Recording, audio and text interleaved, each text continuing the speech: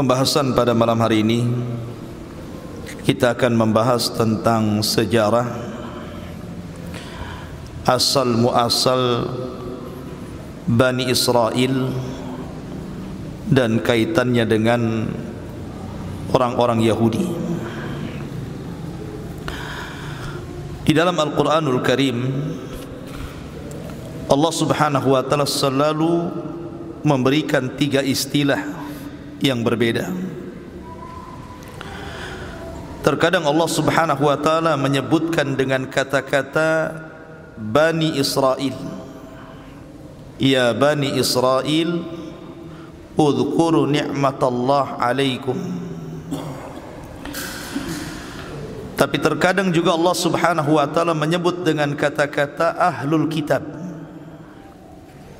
Qul ya ahlal kitab ta'alau ila kalimatin sawa bainana wa bainakum alla na'budu illallah. Atau terkadang Allah Subhanahu wa ta'ala mengistilahkan dengan kalimat Yahudi. Wa qalatil yahud Uzair ibnullah. Tentu istilah-istilah ini ada maksud di dalam Al-Quran. Kenapa dibedakan panggilannya? Terkadang Bani Israel, terkadang Yahudi, terkadang Ahlu Kitab. Sebagian para ulama mengatakan apabila disebutkan dengan bahasa Bani Israel, maka maksudnya Allah mengingatkan akan nikmat-nikmatnya yang Allah berikan kepada mereka. Allah ingatkan. Jadi kalau Allah mengingatkan tentang nikmat, maka Allah akan panggil dengan sebutan Bani Israel. Tetapi kalau seandainya bentuknya celaan, maka selalu disebut dengan kata Yahudi. Tetapi kalau seandainya bentuknya adalah dua agama yang disebut, Yahudi dan Nasrani, maka biasanya disebut dengan kata-kata Ahlu Kitab. Karena Ahlu Kitab itu bukan Yahudi saja, tetapi masuk padanya Nasrani. Inilah 3 sebutan di dalam Al-Quran yang berkaitan dengan Bani Israel dan juga Yahudi. Para ulama mengatakan bahwa kalau disebut Bani Israel, berarti ini bicara nasab. Ingat, kalau disebut Bani Israel berarti bicara tentang nasab. Tapi kalau bicara Yahudi berarti bicara agama. Agama Yahudi. Kalau disebut Bani Israel berarti bicara nasab. Maksudnya anak cucu daripada Yakub. Itu disebut Bani Israel. Seluruh anak cucu Yakub disebut Bani Israel. Ya Musa, Isa, Zakaria, Yahya, Sulaiman, Daud, itu semua Bani Israel. Ya. Termasuk juga kalau kita melihat dalam Al-Quranul Karim, Allah Subhanahu wa ta'ala tidak mengatakan wala tarda anka Banu Israel, tapi wala tarda anka al-Yahud wan Nasara hatta tattabi'a millatahum. Allah tidak mengatakan tidak akan redha Banu Israel dan juga orang-orang Nasrani terhadap kalian, tapi Allah bahasakan tidak akan redha orang Yahudi dan Nasrani. Kenapa? Karena Banu Israel tidak semua kafir. Ada yang muslim, ada yang baik, ada yang tidak baik. Banu Israel itu kan umum. Beda dengan Yahudi, dia agama Yahudi. Makanya Allah Subhanahu wa ta'ala tidak pernah memanggil ya ayyuhal Yahud, tapi ya Bani Israel. Iya kan? Masyarul muslimin yang dimuliakan, karena Yahudi itu muncul setelah Nabi Musa. Sementara Bani Israel itu sudah ada sebelum Nabi Musa, karena kalau cerita Bani Israel berarti cerita keturunan Yakub. Baik, saya akan cerita sedikit. Ibrahim alaihi salatu wassalam, Allah subhanahu wa ta'ala karuniakan dua keturunan yang melahirkan Nabi. Pertama Ismail dari jalur Hajar, yang kemudian melahirkan anak turunannya penutup para nabi dan rasul, Nabi Muhammad sallallahu alaihi wasallam, nabi kita. Kemudian jalur yang kedua, maka Ibrahim alaihi salatu wassalam dikaruniakan anak dari jalur Sarah, namanya Ishak. Dari turunan Ishak inilah lahir para nabi yang banyak, ribuan para nabi yang diutus kepada nabi-nabi Bani Israel. Diutus kepada Bani Israel itu banyak para nabi. Lah dari Ishak ini lahirlah anak turunan yang disebut Yakub. Ishak ini dikaruniakan oleh Allah subhanahu wa ta'ala dua anak kembar.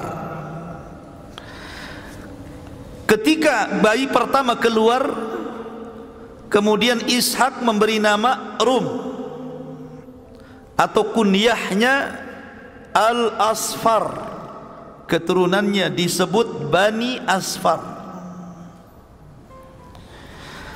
Yang kedua, setelah kemudian abangnya lahir, rupanya ada lagi bayi di dalamnya tuh. Ya.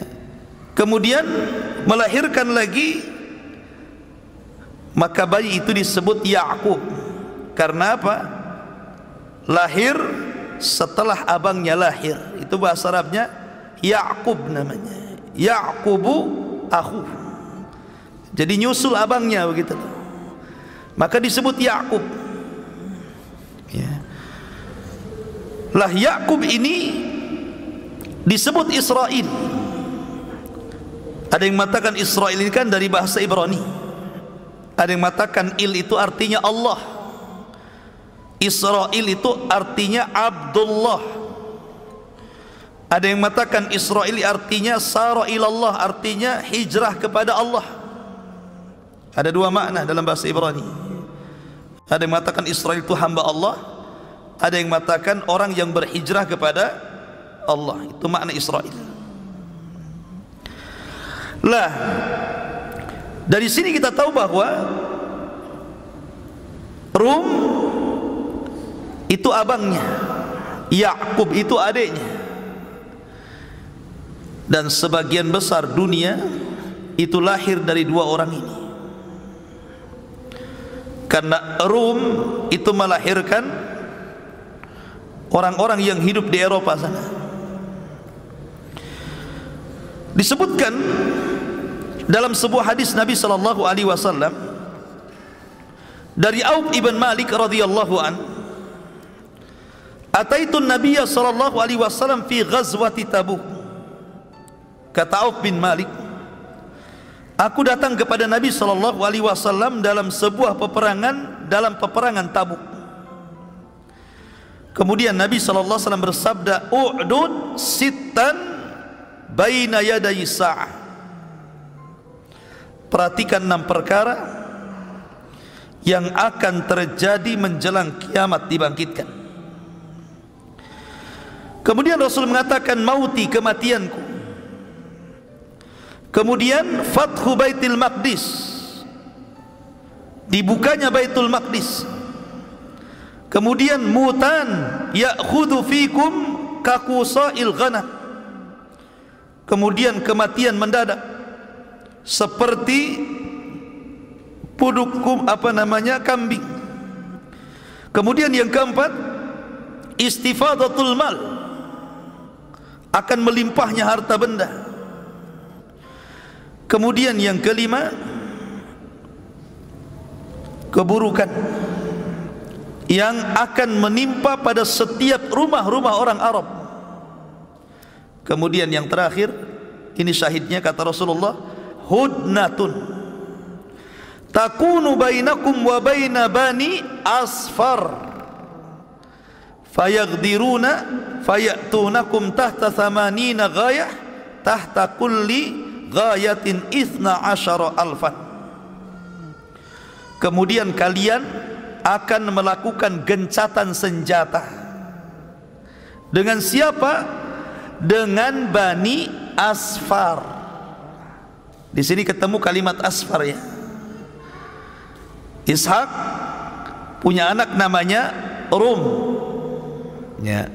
Rum ini kunyahnya adalah Asfar. Turunannya disebut Bani Asfar. Di akhir zaman kita kaum muslimin akan melakukan perdamaian gencatan senjata dengan Bani Asfar. Bani Asfar ini keturunan siapa? Yakub.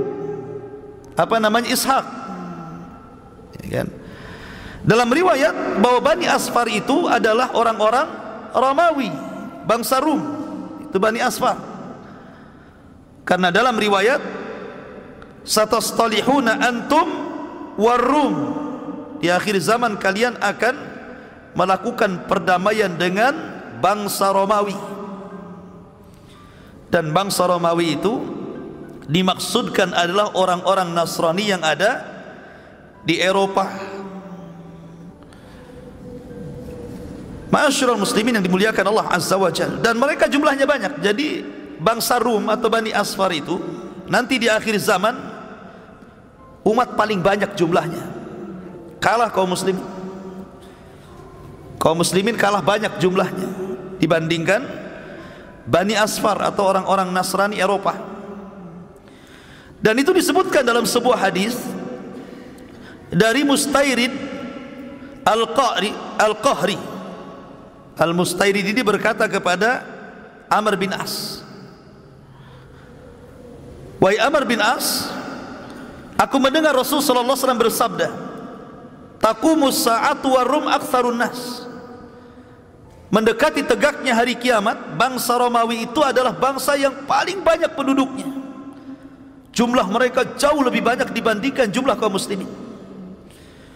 Kemudian Amr bin As, ya, karena mereka memiliki 4 akhlak sehingga mereka disukai, sehingga banyak orang-orang yang masuk Nasrani nanti di akhir zaman. Yang pertama, mereka itu orang yang paling cepat untuk melawan apabila terjadi kekalahan perang. Jadi mereka kalau kalah perang tidak lantas kemudian ditangisi kekalahannya, tetapi mereka cepat bangkit lagi untuk menyerbu. Yang kedua, mereka adalah sebaik-baik manusia terhadap orang fakir, orang miskin, suka membantu. Makanya orang Nasrani hati-hati, mereka dakwahnya suka membantu itu, kasih makan, kasih uang, kasih tempat, kasih pendidikan gratis. Begitu orang Nasrani. Ya. Kemudian yang ketiga, mereka orang yang paling lembut ketika terjadi fitnah. Jadi kalau terjadi musibah tsunami gitu kan, mereka kena musibah, mereka paling cepat bangkitnya. Mereka tidak menangisi musibahnya. Tidak seperti kita kan, kalau kena musibah keluarga itu ditangisi sampai 2 tahun gak selesai-selesai gitu. Kemudian yang nomor 4, mereka orang yang paling menahan kezaliman, mencegah kezaliman yang terjadi kepada para penguasa. 4 sifat inilah yang menjadikan di akhir zaman orang-orang suka dengan Nasrani. Makanya mereka akan banyak jumlahnya. Lah orang-orang Nasrani ini, orang-orang yang ada di Eropa itu keturunan Bani Asfar, dan Asfar itu nama lain daripada Rum, dan Rum itu anak daripada Ishak, dan dia adalah saudara daripada Yakub. Itu dari segi abangnya ya. Sekarang kita kembali kepada Yakub. Setelah Yakub kemudian lahir, dan kita tahu bahwa Allah Subhanahu wa taala berjanji kepada Ibrahim alaihi salatu wassalam bahwa dia akan menyaksikan anak dan cucunya. Jadi Ibrahim itu ketika Yakub lahir dia masih hidup. Dan itu disebutkan di dalam Al-Qur'anul Karim, di mana Allah Subhanahu wa taala mengatakan wa basyarnahu bi Ishaq wa min wara'i Ishaq Yaqub. Dan kami beri kabar gembira dengan kelahiran Ishak, dan di belakang Ishak akan lahir Yakub. Artinya Ibrahim akan melihat anak dan cucunya. Jadi masih hidup ketika Yakub lahir, tapi kemudian setelah itu meninggal. Lah, ketika kemudian keduanya sudah besar, antara Rum dengan Yakub ini terjadi permasalahan besar, sehingga Rum mengancam untuk membunuh Yakub. Akhirnya Yakub pun diperintahkan untuk pergi. Maka pergilah Yakub menuju sebuah tempat di Irak. Ada yang mengatakan di Haran, ada yang mengatakan ke Irak, karena Irak itu kan tempat lahir kakeknya Ibrahim. Ibrahim kan dulu di Irak, kemudian hijrah ke Syam. Artinya di Irak ada saudaranya, ada paman-pamannya di sana. Makanya Yakub kemudian untuk menghindari terjadi pembunuhan, maka dia pun pergi ke mana? Ke Irak, ke Haran. Ada yang mengatakan ke Haran, ada yang mengatakan ke Irak. Maka berjumpalah dengan salah satu pamannya, namanya Laban. Pamannya Laban. Lah, setelah kemudian Laban ini kan punya dua anak tuh, anak perempuan. Satu namanya Lia, itu kakaknya. Lia, bukan Lia Eden ya, Lia. Kemudian adiknya namanya Rahil. Lah, Yakub ini tertarik dengan Rahil, tertarik dengan Rahil. Akhirnya kemudian pamannya ini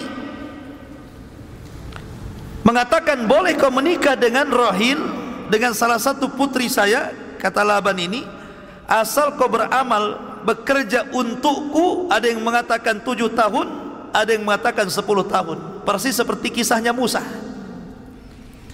Musa kan bekerja dulu dengan Syuaib, kemudian menikah dengan salah satu putrinya. Maka kamu bekerja dulu 7 sampai 10 tahun, baru saya nikahkan dengan putriku. Karena dia suka laki-laki pantang mundur, suka dengan perempuan dikejar. Kerja dia 7 sampai 10 tahun. Sudah selesai perjanjiannya itu, dia menagih sama pamannya. Tiba-tiba setelah kemudian 10 tahun atau 7 tahun dia bekerja, yang ditawarkan bukan Rahil tetapi Lia. Menikahlah kau dengan Lia, katanya. Kata Yakub, saya tidak suka Lia, saya ingin Rahil, kan gitu ya. Tapi Laban pamannya mengatakan, syariat dulu seperti itu, tidak boleh menikahi adiknya sebelum kakaknya menikah. Dan tradisi ini juga ada sampai sekarang kan. Tidak boleh menikah adiknya kalau abangnya belum menikah. Berapa banyak akhirnya abangnya nggak nikah-nikah, adiknya akhirnya juga ikut-ikutan karena kakaknya nggak nikah-nikah, nggak laku-laku.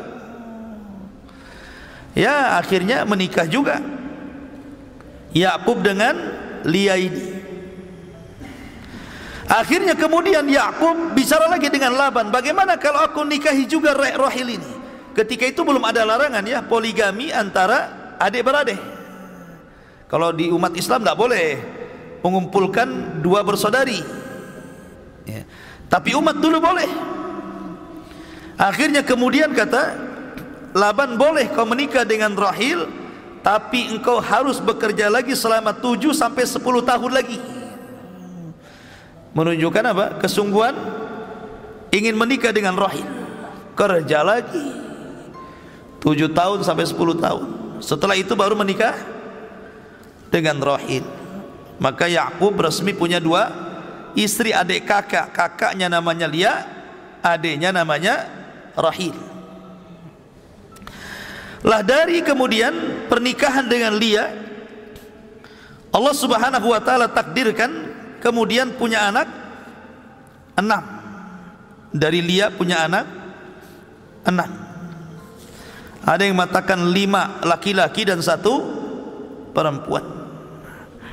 Di antara anak-anaknya ya Yahuda, Lawa,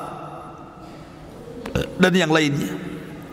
Kemudian dari Rahil punya anak 2, Yusuf yang kelak akan jadi nabi. Kemudian adiknya Binyamin, Binyamin. Lah, 2 istrinya ini memiliki masing-masing punya budak.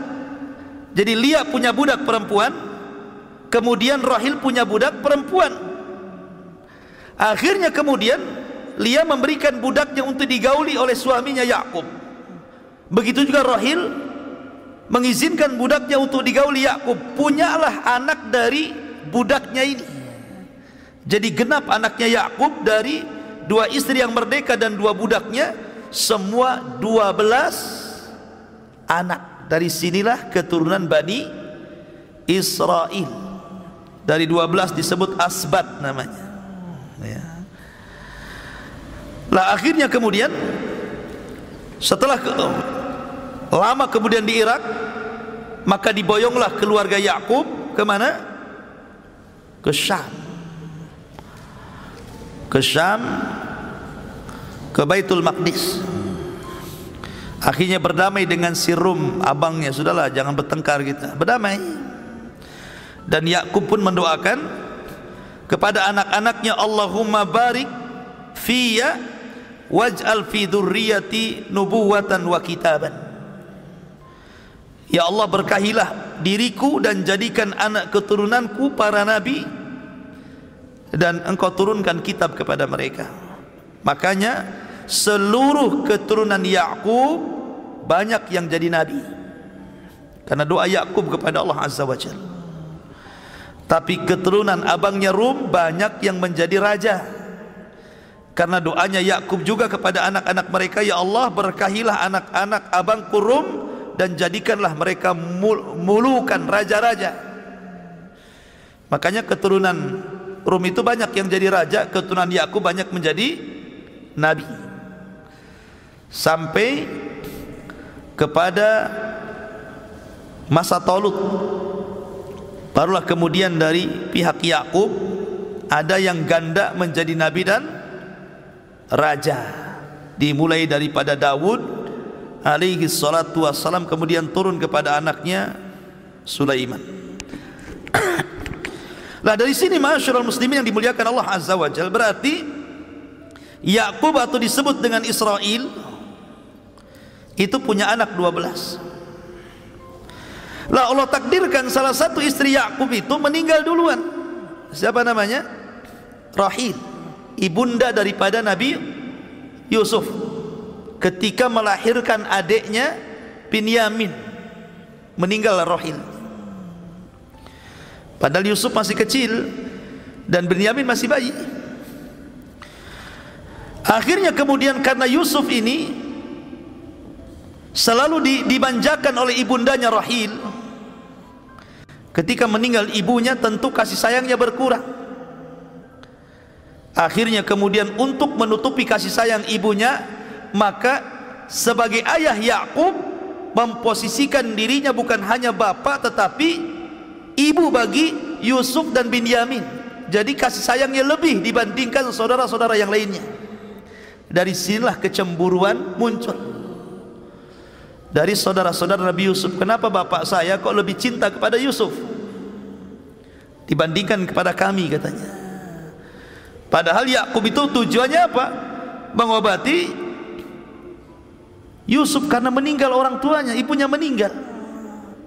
Sementara kalau seandainya dirawat oleh istri Yakub, Lia, mungkin tidak sesayang ibunda kandungnya, kan begitu ya. Makanya Yakub lebih mencintai Yusuf.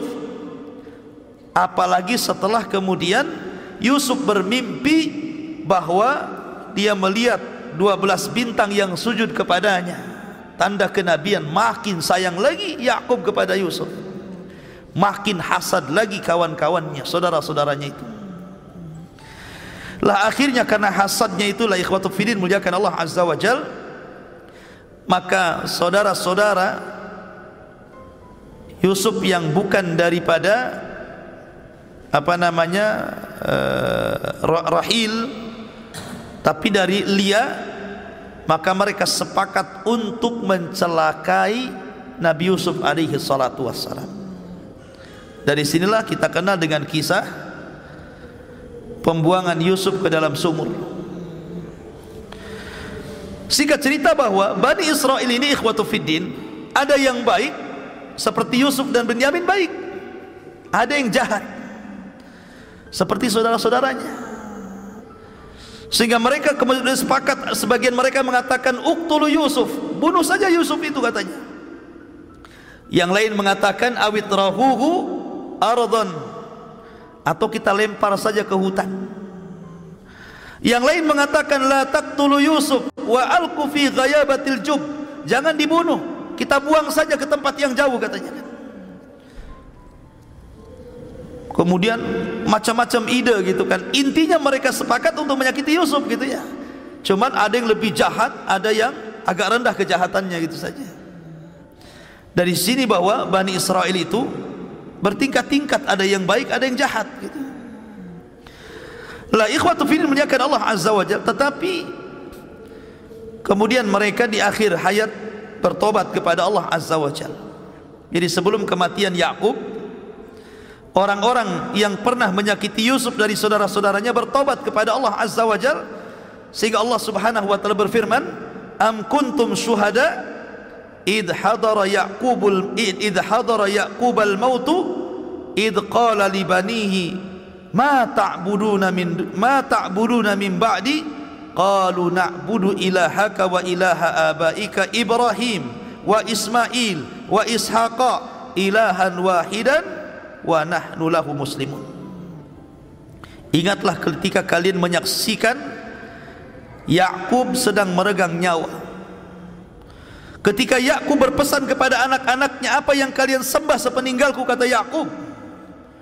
Maka anak-anaknya mengatakan, kami akan menyembah Tuhanmu wahai ayah, Tuhan bapak-bapak nenek moyangmu wahai ayah, Ibrahim, Ismail, Ishak, yaitu Tuhan yang satu, dan kami akan berserah diri untuk Allah subhanahu wa ta'ala.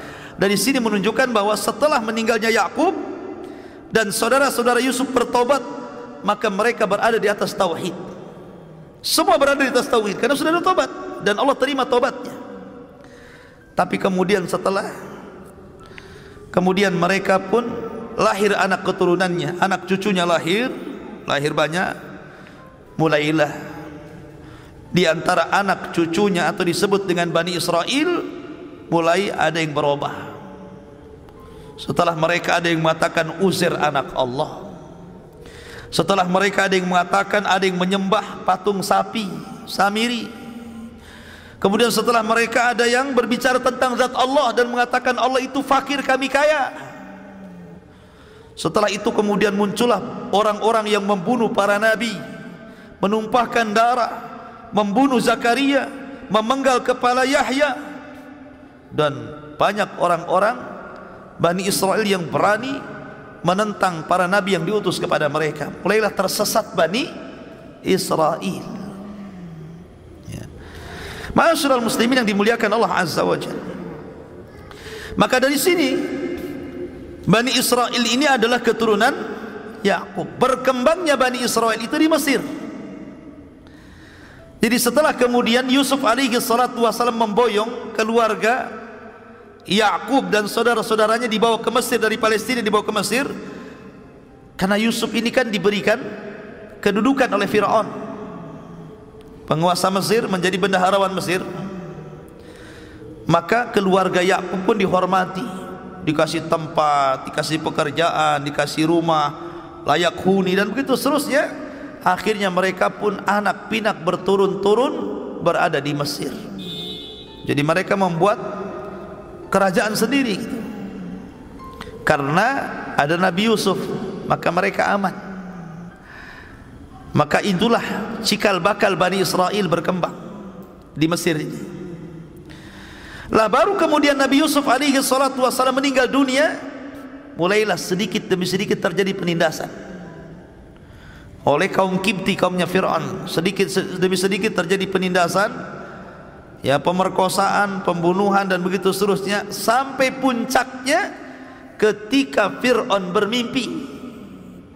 Dalam mimpinya dia melihat ada api yang mengarah dari Palestina menuju Mesir, membakar seluruh Mesir, tetapi kampung Bani Israel tidak terbakar. Akhirnya kemudian Fir'aun mengumpulkan tukang ramal-ramalnya dan menjelaskan mimpinya. Ini mimpi apa ini? Maka para peramal mengatakan bahwa akan ada satu anak laki-laki turunan Bani Israel yang akan mencaplok kekuasaan Fir'aun. Wah, makin ganas Fir'aun. Akhirnya menyuruh untuk membunuh dan membantai anak laki-laki dan membiarkan anak perempuan. Setiap hari kalau ada orang hamil ditunggu, jangan sampai kemudian tidak tahu dia melahirkan. Betul-betul pembantaian, betul-betul sadis Fir'aun itu, dibantai betul. Akhirnya kemudian para penasihat Fir'aun mengatakan, wahai Fir'aun, kalau engkau bantai seluruh keturunan Bani Israel, siapa yang akan membangun Mesir? Karena Bani Israel Allah berikan kecerdasan lebih dibandingkan kaumnya Kiptinya Fir'aun itu. Jadi Bani Israel itu mereka handal dalam pembangunan negara. Di antara mereka ada seorang dokter handal, seorang insinyur, seorang arsitek, macam-macam. Jadi yang super-super itu orang-orang Bani Israel. Makanya orang-orang mengatakan, kalau kalian bantai Bani Israel, lalu siapa yang akan membangun Mesir? Sudahlah, buatlah kebijakan yang berbeda. 1 tahun kau bantai, 1 tahun kau biarkan, katanya. Akhirnya kemudian 1 tahun ketika pembantaian, senyap. Ketika 1 tahun tidak ada pembantaian, mulailah orang tenang. Nggak ada pembantaian 1 tahun, lahirlah Nabi Harun. Harun lahir. Kemudian setelah 1 tahun setelahnya terjadi pembantaian, lahir Musa. Jadi ibunya Musa menyembunyikan kehamilannya supaya nggak tahu, buat baju yang besar-besar, orang nggak tahu kalau dia hamil gitu ya. Ketika melahirkan nggak ada ya orang tahu, tapi nanti pasti akan tahu kan gitu lah. Karena ketakutan, maka Allah Subhanahu wa ta'ala mengilhamkan kepada Ummu Musa untuk meletakkan di kotak, kemudian diletakkan di laut, kasih tambang gitu ya. Jadi kalau waktunya nyusu, digeret, diambil, disusui, ditaruh lagi gitu ya. Kemudian dihanyutkan lagi. Qadarullah, tambangnya putus. Akhirnya hanyut sampailah ke istana Fir'aun. Diambillah oleh Asiyah bintu Muzahim, istrinya Fir'aun, dan dirawat sampai besar. Singkat cerita, akhirnya Musalah yang kemudian menentang Fir'aun dan menyelamatkan Bani Israel. Kemana? Ke Palestina. Dan Fir'aun ditenggelamkan. Inilah kisah Bani Israel. Adapun kisah Yahudi, ada yang mengatakan Yahudi itu kan salah satu dari keturunan Yahuda. Putra Yakub itu 12, ya kan? Salah satu nama putranya Yahuda, keturunannya disebut Yahudi.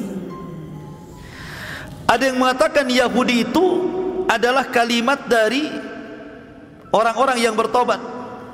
Jadi ketika Nabi Musa alaihi salatu wassalam mengambil Taurat, tiba-tiba Bani Israel kufur dengan cara apa? Menyembah anak patung yang dibuat Samiri. Kemudian mereka dimintai tobat dan mereka mengatakan, hudna ilaik, kami kembali kepadamu ya Allah. Hudna, kami kembali kepadamu. Ketika mereka mengatakan hudna, maka mereka dikatakan Yahudi.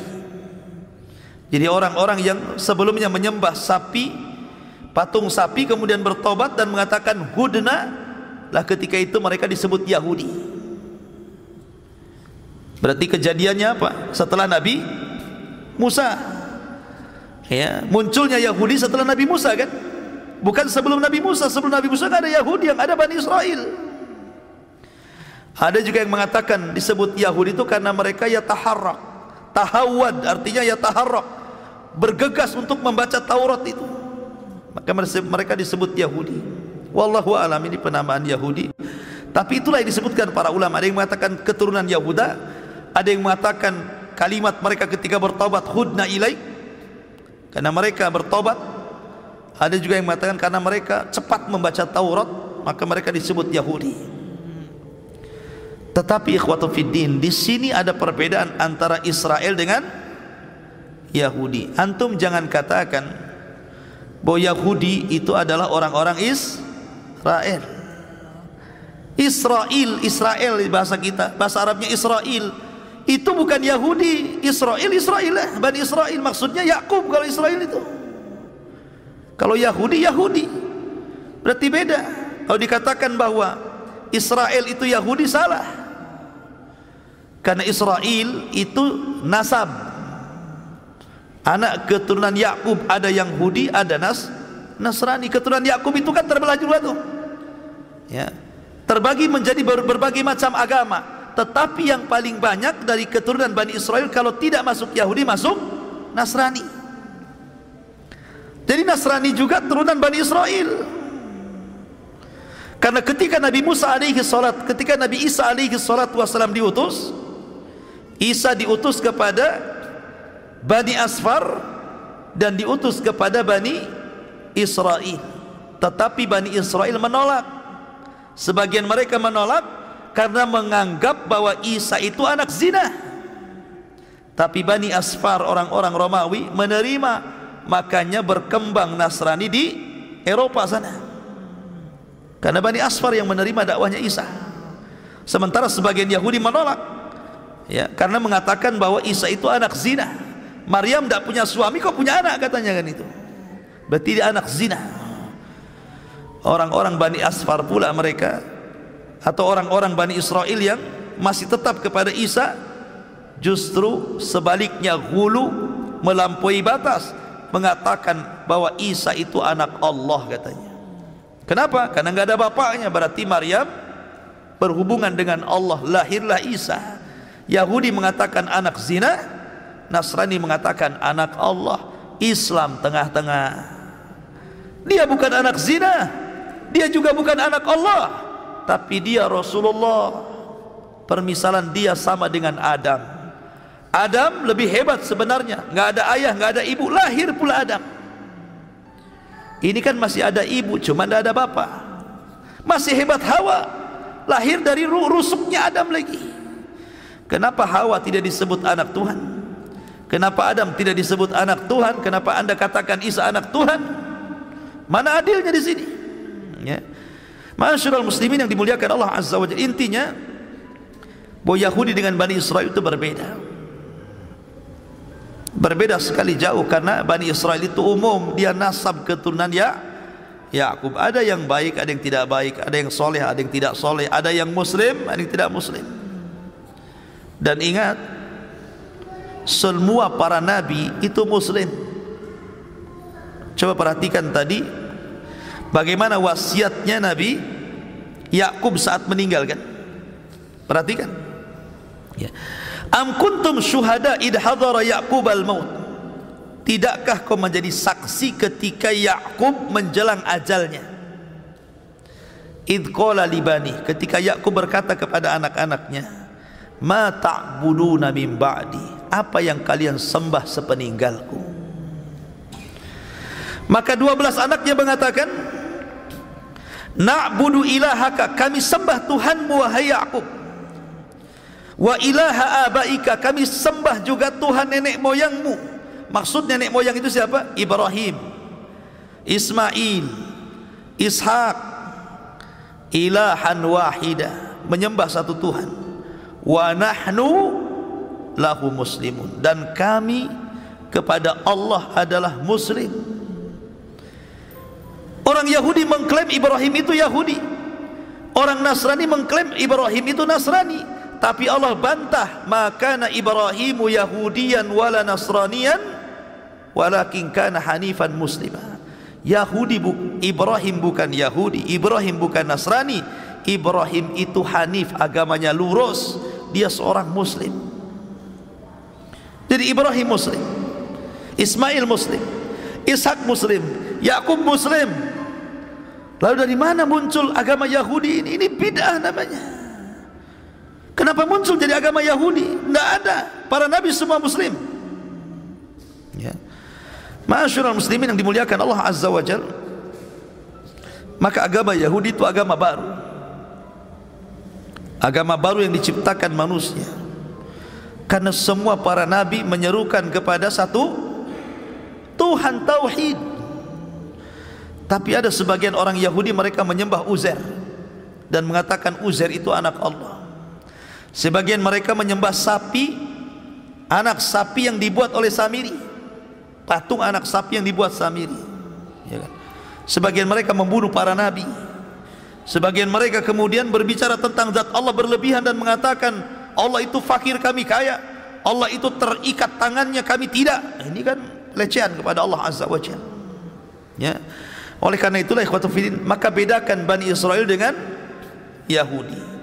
Adapun bagaimana sejarah Yahudi itu saya sudah jelaskan, dan antum lihat di YouTube tentang sejarah Palestina. Situ saya terangkan panjang lebar tentang sejarah Yahudi itu. Ya, jadi tidak usah diulang. Dan juga karena waktu juga cuaca ya, saya tidak bisa lama-lama.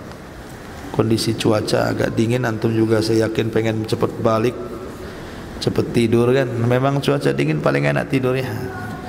Maka kita tutup saja kajian kita. Subhanakallah bihamdika, asyhadu an la ilaha illa anta astaghfiruka wa atubu ilaik. Allahu ta'ala alam. Assalamualaikum warahmatullahi wabarakatuh. Bismillahirrahmanirrahim. Alhamdulillah, asyukurillah, wala hawla wala quwata illa billahi wa ba'du. Assalamualaikum warahmatullahi wabarakatuh. Saya Abu Humairah selaku pembina dan pengasuh Pondok Pesantren Tahfidz Al-Quran dan Bahasa Arab Pondok Pesantren Jabal Uhud yang terletak di lereng Bukit Tiban Kampung, Tiban Lama, Tiban Batam, Kepri, Kepulauan Riau. Alhamdulillah, pondok pesantren ini sudah berjalan hampir 3 tahun dan sudah ada ratusan santri yang sedang menghafal Al-Quran dan juga menguasai bahasa Arab dan membaca kitab. Dan mengingat keterbatasan gedung yang kami miliki karena banyaknya peminat santri-santri dari luar, bukan hanya dari Batam tapi juga dari Tanjung Pinang, bahkan dari luar Batam, Sumatera, Jawa, yang mereka berminat untuk datang ke tempat ini, belajar di tempat ini. Akhirnya gedung yang kami miliki tidak mencukupi dan memadai, maka insya Allah kami sedang membangun gedung pesantren yang kapasitasnya bisa mencapai ribuan, sekitar 2-3 lantai. Tetapi bagaimanapun kalau bukan karena Allah Subhanahu wa Ta'ala, kemudian kaum muslimin yang ikut berpartisipasi membangun pondok pesantren Tahfidz Al-Quran di tempat kami, tentu kami bukanlah siapa-siapa dan kami juga tidak bisa apa-apa.